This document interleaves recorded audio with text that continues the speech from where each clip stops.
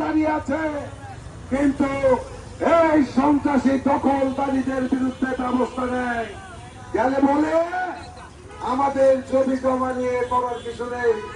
হত্যা করছে, খুন করছে, জমি দখল করছে, বলছে আমাদের করার কিছু নেই। আমরা গতকালকে বাংলাদেশের সেনাবাহিনী প্রধানের তার বক্তৃতা শুনলাম, আমরা আশান্বিত হলাম এবং আমরা উৎসাহ প্রকাশ করলাম।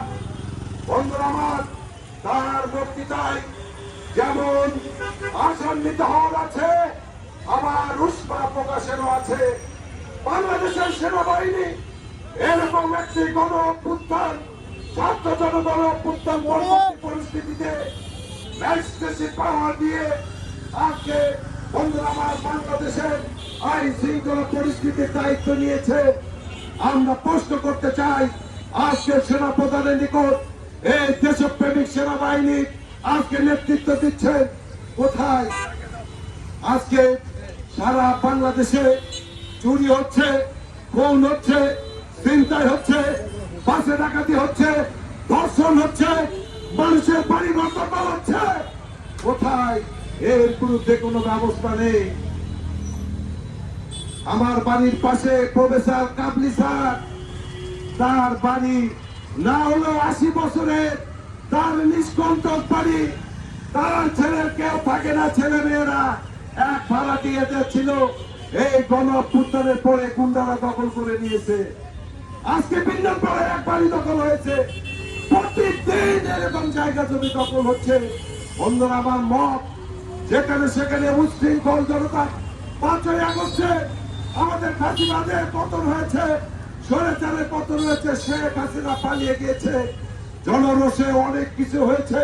গণ অভ্যুত্থানের নতুন একটি পরিস্থিতিতে এরকম হয়, কিন্তু এই গণ অভ্যুত্থান, ছাত্র জনতার গণ অভ্যুত্থানের পরে 5 মাস পরে হাজার হাজার মাইল দূর থেকে ইউটিউবিয়ার নৈরাজ্যবাদীরা তারা আজকে রাষ্ট্র পরিচালনা করছে না, আমাদের প্রফেসর ইউনূস রাষ্ট্র পরিচালনা করছে না।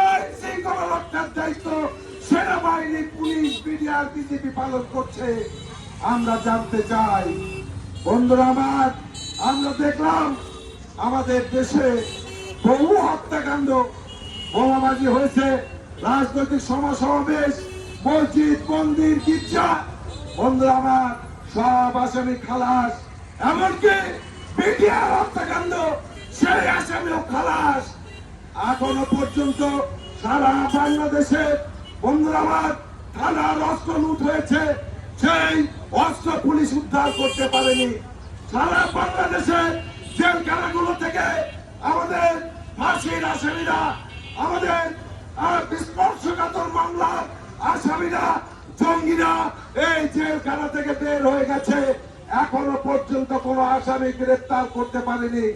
সে কারণেই আমরা বাম গণতান্ত্রিক জোট সারা বাংলাদেশে আজকে কর্মসূচি দিয়েছি। একদিকে দ্রব্যমূল্যের ঊর্ধ্বগতি, সামনে রোজার মাস, বন্ধুরা আমার সয়াবিন তেল বাজার থেকে হওয়া, নিত্য প্রয়োজনীয় দ্রব্যের দাম, মাছ, মাংস, এগুলির দাম হু করে বাড়ছে। সরকার তার বিরুদ্ধে কোনো ব্যবস্থা নিতে পারছে না।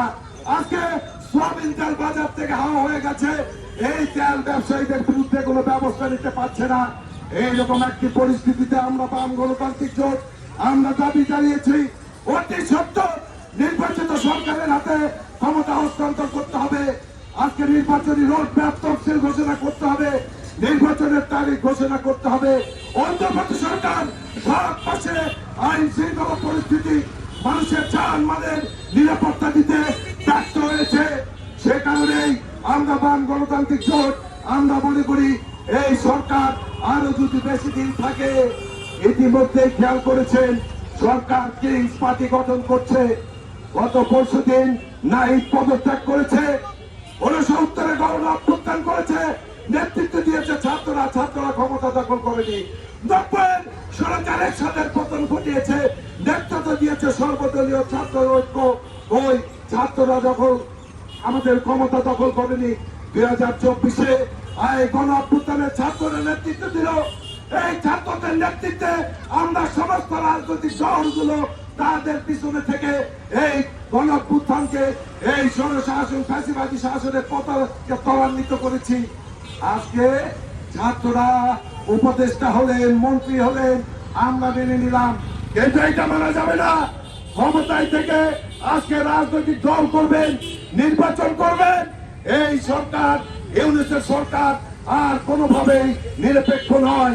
সে কারণে আমরা বারজোর মনে করি অচিরেই নির্বাচনী তফসিল ঘোষণা করে নির্বাচিতদের প্রতিনিধির হাতে ক্ষমতা হস্তান্তর করে দিতে হবে। ন্যূনতম সংস্কার, ন্যূনতম সময়ের মধ্যে নির্বাচন, আইন শৃঙ্খলা পরিস্থিতি একটি নির্বাচিত সরকার তারাই নিয়ন্ত্রণ করবে। আমরা বাংলাদেশে বাম গণতান্ত্রিক জোট